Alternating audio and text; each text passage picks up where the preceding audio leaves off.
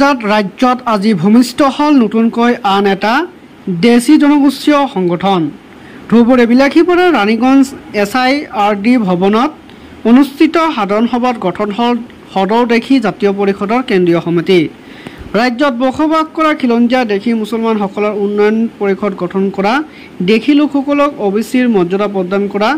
ৰাজনৈতিক অধিকাৰ সুৰক্ষা কৰা আদিৰ দাবীত গঠন হয় সম্পূৰ্ণ অৰাজনৈতিক সংগঠন। ৰাজ্যৰ বিশিষ্ট শিক্ষাবিদ মনোৱাৰ হুছেইনৰ সভাপতিত্বত অনুষ্ঠিত সভাত ছফিউল হকক সভাপতি আৰু আব্দুল ৰছিদ আহমেদক সাধাৰণ সম্পাদক হিচাপে লৈ এখন 41জনীয়া দেশী জাতীয় পৰিষদৰ কেন্দ্ৰীয় সমিতি গঠন কৰা হয় বুলি জানিবলৈ দিয়ে। বিলাসীপাৰা মহকুমাৰ অন্তৰ্গত ৰাণীগঞ্জত সদৌ দেশী জাতীয় পৰিষদ নামেৰে এটা দেশী জনগোষ্ঠীৰ মানে অলৰাউণ্ড ডেভেলপমেণ্টৰ কাৰণে তথা নিজৰ খিলঞ্জীয়া হিচাপত জনগোষ্ঠীয় পৰিচয়ৰ অধিকাৰৰ কাৰণে এটা শক্তিশালী 41জনীয়া কমিটি গঠন কৰা হয়, য'ত নেকি ছফিউল আহমেদ তেখেতক সভাপতি হিচাপে আৰু হাৰুন আব্দুল ৰছিদ আহমেদ তেখেতক সাধাৰণ সম্পাদক হিচাপে 41জনীয়া এটা কমিটি গঠন হয়। তো এই কমিটিয়ে অনাগত দিনত বিটিআৰ তথা অসম আৰু কমতাপুৰত দেশী জনগোষ্ঠীৰ যি উন্নয়ন পৰিষদ, তাৰপিছত দেশী জনগোষ্ঠীৰ কমতাপুৰত যি অধিকাৰ তথা অসমত যি অধিকাৰ, এই অধিকাৰ আদায়ৰ ক্ষেত্ৰত লগতে যি মানুহ বহুতে ডিভোটাৰ হৈ আছে, এই ডিভোটাৰত মুক্ত কৰাৰ কাৰণে লগতে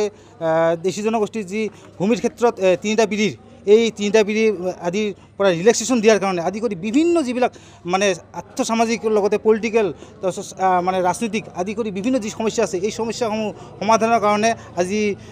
ঐক্যবদ্ধভাৱে তথা এই দেশী জনগোষ্ঠীৰ বৃহৎ অঞ্চলৰ ৰাইজক লৈ এটা কমিটি গঠন কৰা হয়। আৰু এই কমিটি আমি ভাবোঁ অনাগত দিনত দেশী জনগোষ্ঠীৰ যি অধিকাৰ আদায় কৰিবলৈ সক্ষম হ'ব। বিলাসীপাৰা সমজিলাৰ অন্তৰ্গত ৰাণীগঞ্জত আমাৰ যি সমল কেন্দ্ৰ আছে, তাতে আমাৰ আজি সদৌ দেশী জাতীয় পৰিষদৰ ভূমিষ্ঠ হ'ল। আমাৰ যি লক্ষ্য, আমাৰ যি দেশী জনগোষ্ঠীৰ যি উন্নয়ন পৰিষদ, আমাৰ যি ভূমিৰ অধিকাৰ, দেশী জনগোষ্ঠীৰ ৰাজনৈতিক অধিকাৰ আৰু কমতাপুৰত আমাৰ দেশী জনগোষ্ঠীৰ যি অৱস্থা,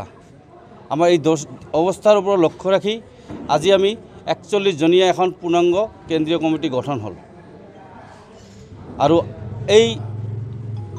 দেশী জনগোষ্ঠীৰ হকে যে আমি কাম কৰিব পাৰোঁ আৰু গোটেই অসমৰ যি দেশী জনগোষ্ঠীৰ ৰাইজ আছে সকলোৰে এই সংগঠনৰ মই সম্পাদক হিচাপে আহ্বান জনাওঁ যে আপোনালোকৰ সকলোৱে দিহা পৰামৰ্শ সকলো সময়তে আগবঢ়াব আৰু আপোনালোকৰ দিহা পৰামৰ্শৰ ওপৰত ভিত্তি কৰি সংগঠনটো আগবাঢ়ি যাব।